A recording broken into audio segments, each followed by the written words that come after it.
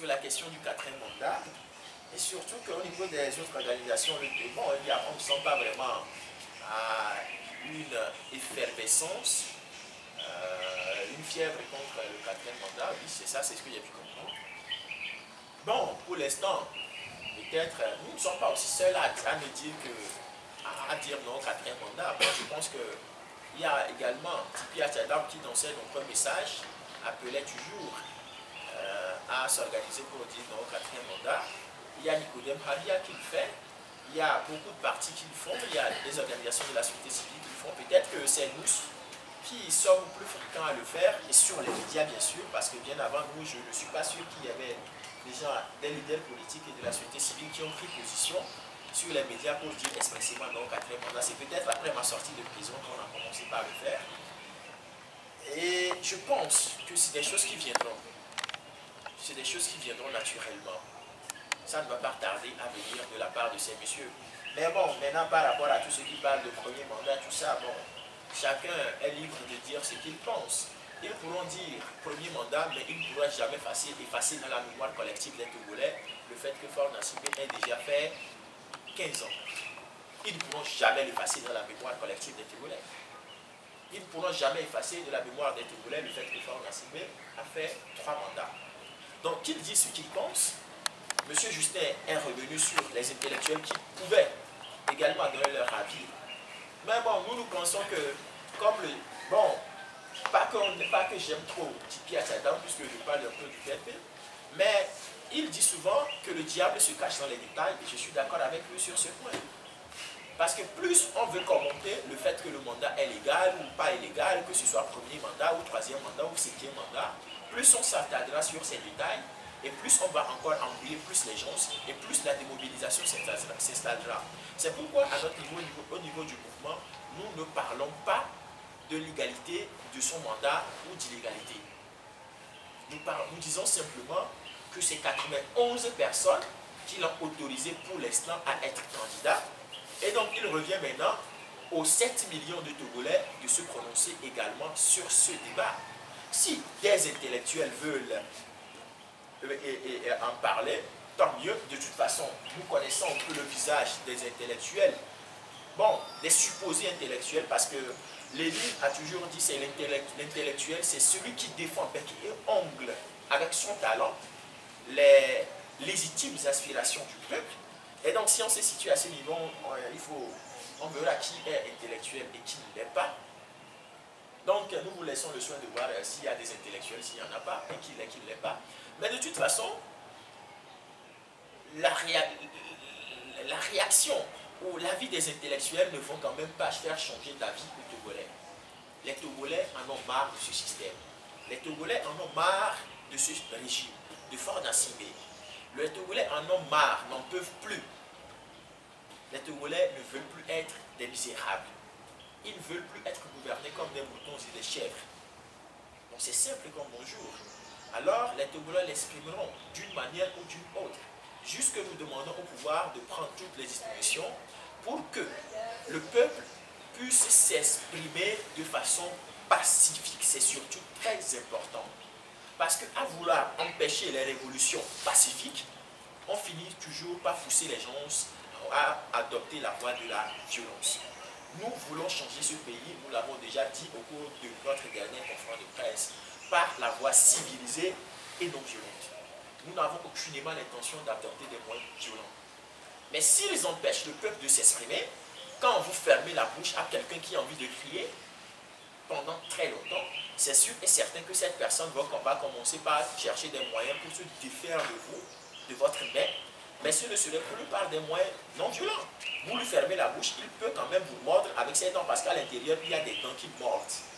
Et quand il va vous mordre, quand le sang sortira, ne criez quand même pas à l'insurrection armée ou à quoi que ce soit. Essayez d'assumer ce que vous aurez créé. C'est tout ce que nous voulons faire comprendre au système en place. Nous sommes des gens pacifiques et non violents. Qu'on nous laisse manifester comme on a laissé les prétendus militants d'UNIR manifester les dernières fois à Blita. Qu'on nous laisse également manifester. C'est ce que nous cherchons. Donc je pense avoir épuisé les questions posées. Camarades, les relations que nous entretenons avec eux et pourquoi n'est-ce pas possible de définir un message commun autour duquel nous pouvons nous bâtir. Cette question vient de M. Moussa. Bon, avec Togo Debout, on s'entend bien. La dernière fois, nous avons appelé la population à soutenir la manifestation de Togo Debout parce que nous aurons appris qu'ils voulaient dénoncer le processus électoral. Nous avons appelé à soutenir et nous-mêmes, nous étions tous rendus à cette marche. Moi, du moins, certains militants, il y a d'autres qui n'étaient pas libres. Mais nous sommes rendus à cette marche pour montrer que nous étions là, nous les soutenons. Juste qu'à la fin, nous avons été déçus qu'on était là pour dénoncer, mais à la fin, on a plutôt appelé à participer à ce que nous dénonçons. C'est notre seul regret. Mais c'est des erreurs, peut-être ils l'ont fait par naïveté, on ne sait pas par comment justifier cela, mais ce n'est quand même pas pour cela que nous allons rompre définitivement tout contact avec nos amis de Togo Debout.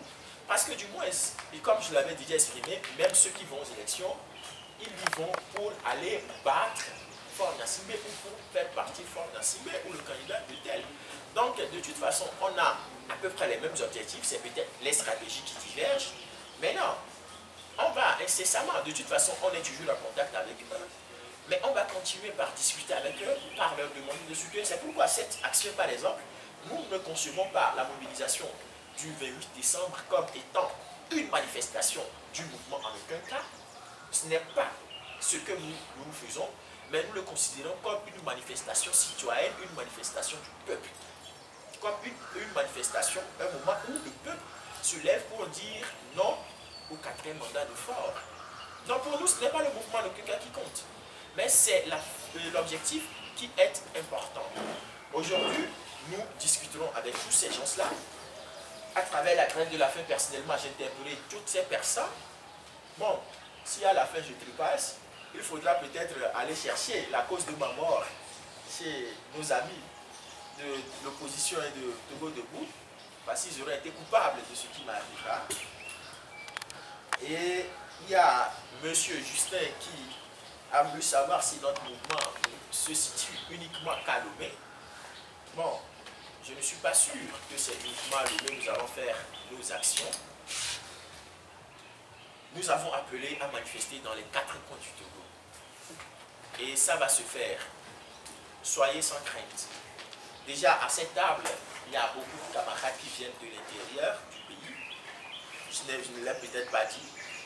Hier, par exemple, j'étais encore à plus de 180 km de Lomé. Je ne suis rentré qu'aujourd'hui à 2 h du matin. Bon, et c'est toujours pour la même cause.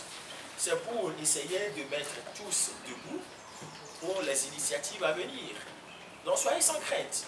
Le mouvement est dans certaines localités, pas dans toutes les localités, mais au même moment, nous tentons de créer des synergies avec des gens qui pensent la même chose que nous, qui regardent la même direction que nous, pour que nous puissions faire quelque chose de grand. Et comme je le disais, le 28, ce ne serait pas simplement une affaire entre le mouvement en aucun cas et le peuple, et le pouvoir en place, mais bien une affaire de tous contre eux. Donc c'est ça. Donc soyez sans crainte par rapport à cela, juste que les itinéraires, pour l'instant, nous ne les avons pas définis, et nous n'avons pas aussi essayé d'appeler des villes, spécifiquement des villes, pour l'instant, parce que nous nous disons que si on appelle aujourd'hui à nous manifester que à Lomé, à Niran, à Vauban, bon, Kara, Tapamé, d'autres ne commenceront pas à dire, bon, vous nous avez exclu tel. Ben, nous avons lancé maintenant le mot d'ordre.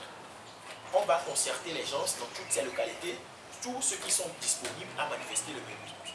On va les concerter et lors d'une prochaine conférence de presse qui viendra incessamment, on vous annoncerait maintenant toutes les villes que nous aurons à la fin retenues. Il y a, par exemple, il y a peut-être l'ANC, si on finit par les convaincre, ils vont dire, nous voulons qu'on puisse manifester à Tablico ou à Allier. Il y a le PNP qui peut dire, nous voulons qu'on manifeste à Sokolé. Donc, à la fin, avec tout ça, on peut manifester, vous avez dit, est-ce qu'on est sûr de le faire? Si oui, alors on retient tous ces lieux-là. Et ensemble, on viendra vous annoncer les lieux qu'on aura retenus et l'itinéraire choisi. Donc, c'est pour cela qu'on n'a pas précisé les villes et les itinéraires. Maintenant,